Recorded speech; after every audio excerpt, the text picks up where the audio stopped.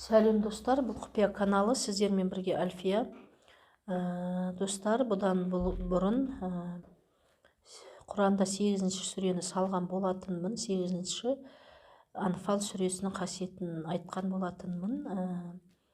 Бұл енді 9-ші сүре Тәуба сүресі, Әт-Тәуба сүресі.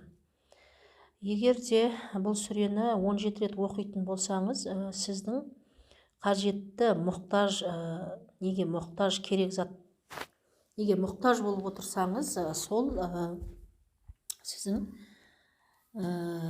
мұқтаждық затыңыз орындалады.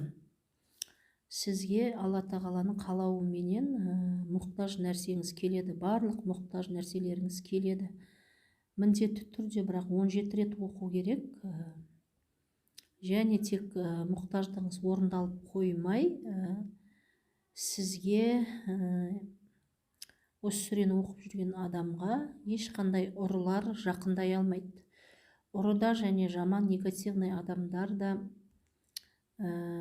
сіздерге жақындай алмайды. Осы сүре сізді қорғап тұрады осындай жаман адамдардан, және мұқтаждығыңыз орындалады.